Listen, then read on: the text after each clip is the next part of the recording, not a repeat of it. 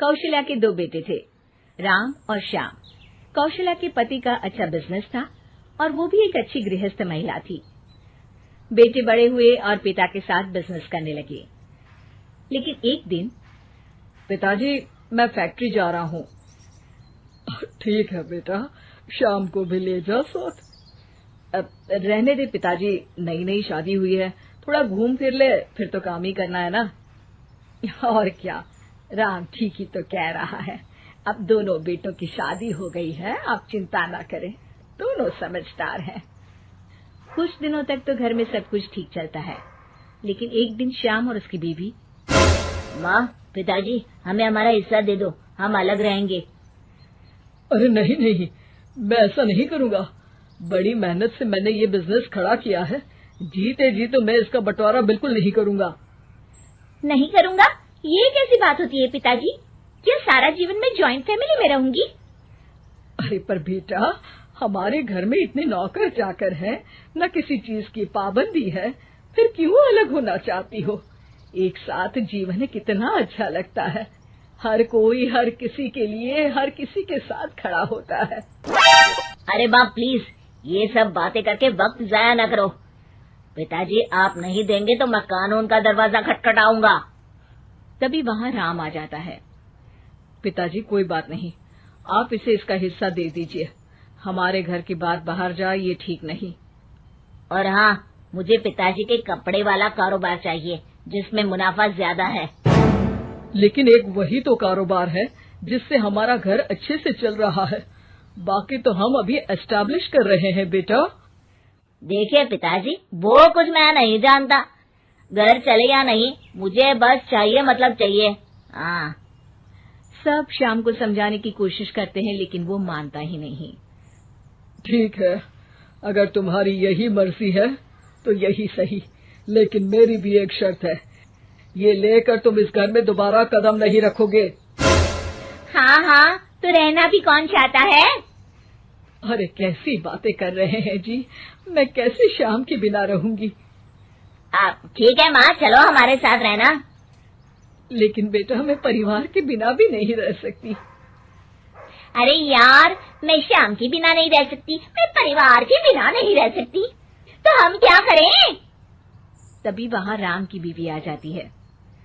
देखो, तुम माँ को समझने की कोशिश करो, सारा जीवन उन्होंने परिवार के साथ निकाला है। यो घर टूटना किसी को अच्छा नहीं लगता। परिवार साथ रहने का नाम होता है। ओह, ये ज्ञान की गंगा किसी और दिन बहाना, टाइम लेकर आऊंगी मैं। फिलहाल तो हमें जाना है, चलो ना श्याम।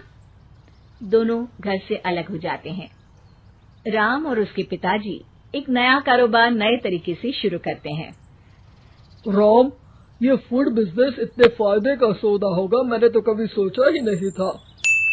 पिताजी, ये आपकी कड़ी मेहनत और सही नीति के कारण संभव हुआ है।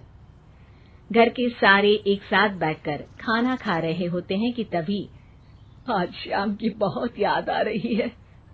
क्या तुम में से कोई मुझे उससे मिलवाने ले चलेगा? कोई जरूरत नहीं है।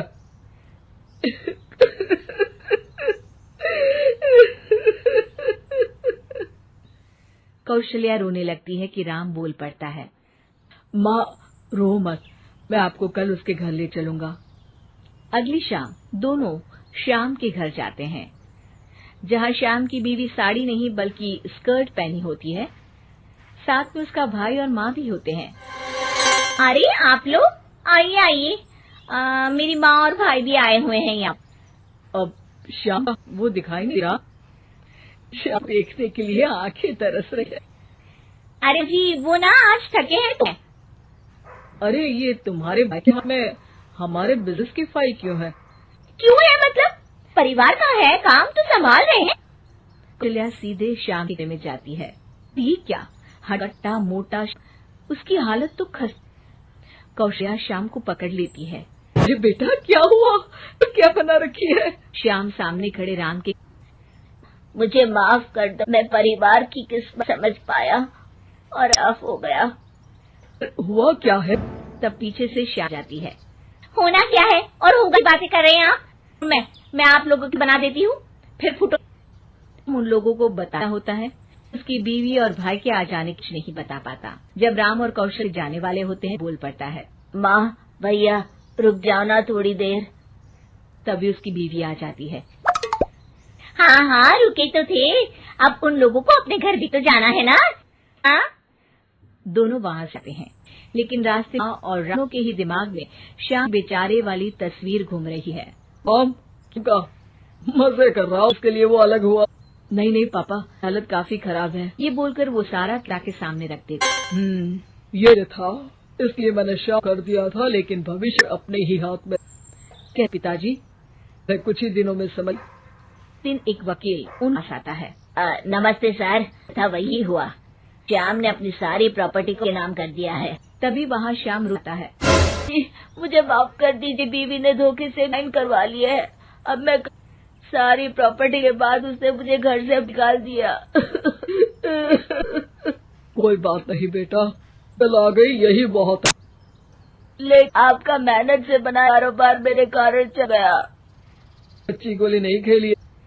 वकील बोल पड़ता, आपके पिता और भाई के साथ आप किसी को नहीं दे सकते, इसी शर्त में आपको वो किया गया था। अरे आप ग्रेट हो। वैसे भी से खड़ा किया हुआ काम ऐसे ही किसी को थोड़ी ना दे सकता था। और बेटा, सुबह का भूला शाम आ जाए तो उसे भूला नहीं के शाम के।